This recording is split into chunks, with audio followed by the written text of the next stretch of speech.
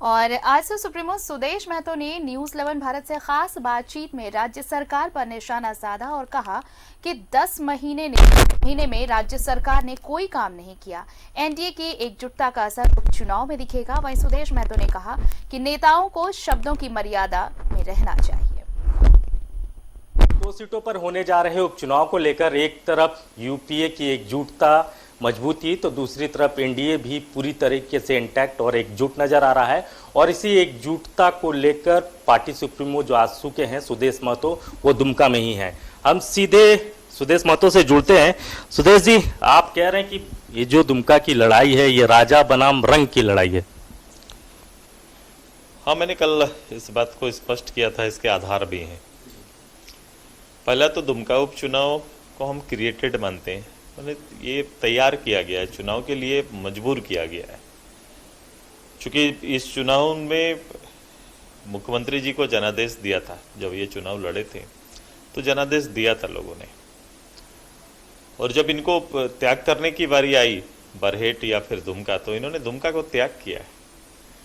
दुमका को त्याग करना, त्यागपत्र देना यहाँ से इस सदस्य के रूप में मात्र त्यागपत्र नहीं है, बल्कि यहाँ के दिए हुए जनादेश का अनादर है। लोकतांत्रिक व्यवस्था मर्यादा कल के लिए आपके लिए आइडल होगा, जिसको मान के आपके फॉलोअर्स काम करते हैं, उनका भी ख्याल रखना चाहिए। क्या कुछ इस बार दुमका कह रहा है? नहीं, दुमका के चुनाव के कारण क्या है, मैंने कहा कि कारण क्यों है, चूंकि लोगों ने क्रिएट किया।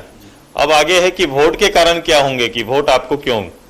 तो जब ये कारण पे जाएंगे तो आपको उपलब्धियां सामने लाना होगा, चूंकि रूलिंग गवर्नमेंट आपकी है। उस सारे विषय पर एक भी निर्णय 10 महीना में आपने नहीं लिया। यहाँ तक कि जो विकास की गति थी कि पंचायत में भी आपके काम ठप पड़े हुए हैं, 10 रोजगार नहीं है। कोरोना काल में जो लोगों को रोज पलायन हुआ, पलायन के बाद लोग जब घर वापसी हुई, वापसी में भी आपने ठहराव का कोई व्यवस्था नहीं, रोजगार सृजन नहीं कर पाए। लेकिन सुदेश जी, ये तो मानिएगा ना कि सरकार का मैक्सिमम टाइम 8 से 7 महीना जो है वो कोरोना से लड़ने में निकल गई, और अन्य प्रदेश इन सारे चीज से संभलते हुए आगे डेवलपमेंट के काम ठप तो नहीं किए। सुदेश जी, एनडीए इस बार एकजुट है। 2019 में विधानसभा चुनाव आप लोग अलग अलग लड़े, राज्यसभा चुनाव आया तो आप बीजेपी के साथ खड़े रहे, वो एक साथ मिलकर चुनाव में है, तो इसका असर दिखेगा।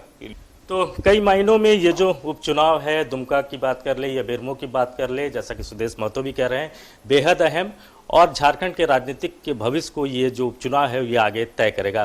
कैमरामैन सुशील के साथ राकेश कुमार, न्यूज़ 11 दुमका।